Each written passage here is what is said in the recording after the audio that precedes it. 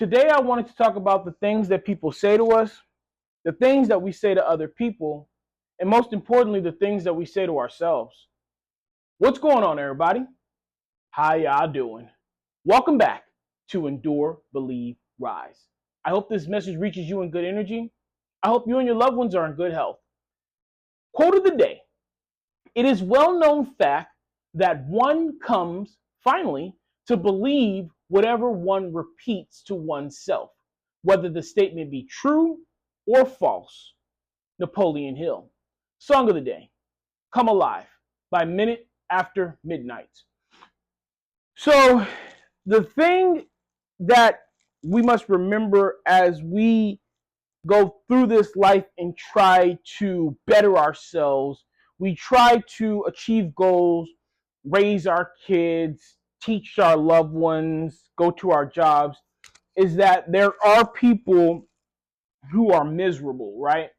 And this isn't a message to concentrate on them, but it's a message to make sure you concentrate on yourself, to make sure that you are not one of those miserable people. Well, how do we do that? How do we make sure we stay positive? How do we make sure that we don't fall into the rut of believing the negative stuff that goes on around us? Look, to play any game, you have to know the rules. And the rules are, if you hear something long enough, it's going to sound like the truth. It doesn't matter what it is, doesn't matter how outlandish it sounds. If you continue to tell yourself or tell somebody something enough times, it will start to sound like the truth. And once it starts to sound like the truth, you will start to look for evidence to verify and authenticate and to push forward whatever narrative it is that is being told to you. It is why I preach so strong, why I teach so strong the fact of be careful who you hang around with. Take stock of who you hang around with. Take inventory of who you hang around with. Because if you show me your friends, I will show you who you are. If you show me who your friends are, I will show you what you will be doing in the next 5 years. Successful people hang around with successful people. Positive people hang around with positive people. People who want to make excuses hang around with people who make excuses. People who are negative hang around with people who are negative. Constantly hearing the same thing over and over again, it will begin to infect you if you are not playing the game of deflection and using the resources to keep it out of your psyche. So, the obvious thing is to make sure we only hear positive statements. They have affirmations, right? Somebody will wake up and read one, right? They post them online. But of course, we live in a world where we are not alone, right? We don't have ultimate power of our surroundings 100% of our time of our day. Of course, in my home, I get to choose what I'm putting on my whiteboard. I get to choose what type of music I'm going to play. I get to choose what I want on my TV. I get to choose what I'm going to listen to in the car. I get to choose these things because I'm in control in this environment and in this venue. However, once I go to work, this is a different environment. This is a different venue. Once I go to school, this is a different environment. This is a different venue. The laundromat, the grocery store, the gym, church, anytime that you go out somewhere, this is no longer just you occupying the space. You now are going to share this space with others. So now it's not just enough to say, I'm only going to put positive stuff in around myself. But you also have to know how to deflect, how to reflect, how to defend against the stuff that is negative that we will undoubtedly, eventually, uncontrollably run into in our day-to-day life. And the way that we do that is we have to know who we are. We have to know what we want. We have to have positive statements, positive affirmations, positive quotes, music. We have to have these things on deck, ready on the tap, ready on the fly, anytime that this negative starts to seep into us. We have to constantly tell ourselves these positive things because the world is constantly going to be trying to tell us these negative things.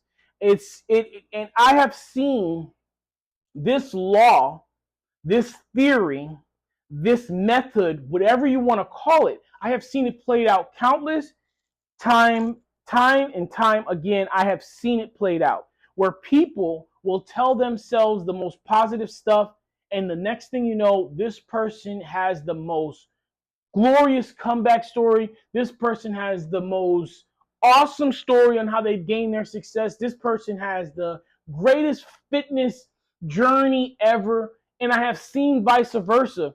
I have seen people talk themselves into loneliness, where they will find nothing but negative in every single person that was trying to be their friend.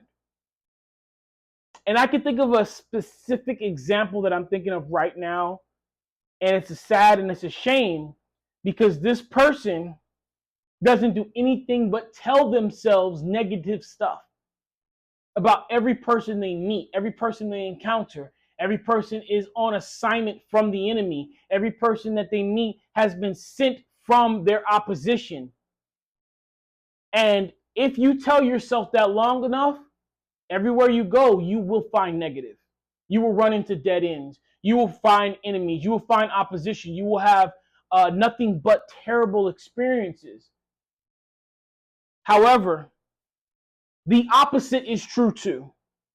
If you tell yourself nothing but positive, uplifting things, if you tell yourself nothing but glorious and awesome statements, there's no telling how far you will go in this world.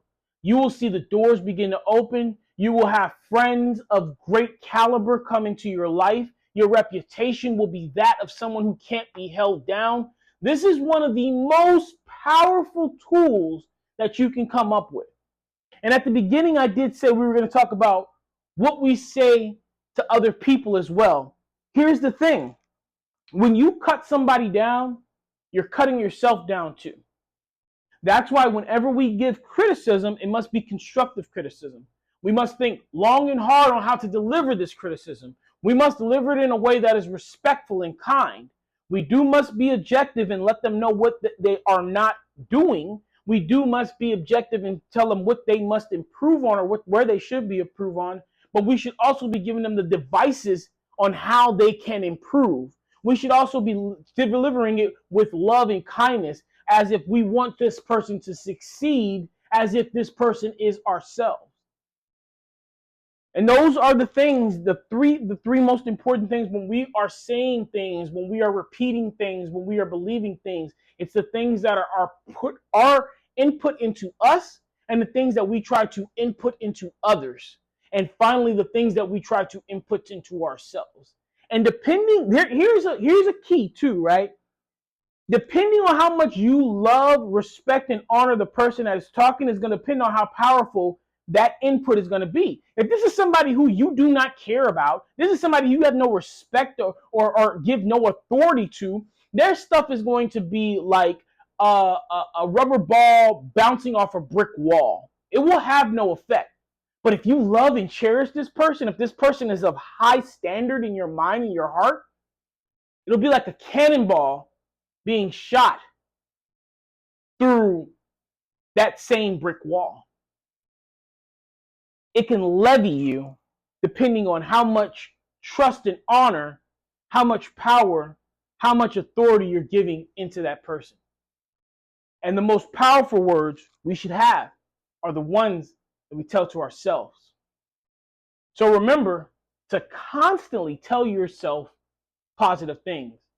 It is well-known fact that whatever you tell yourself, whether it be negative, positive, true, or false, you're going to start to believe it.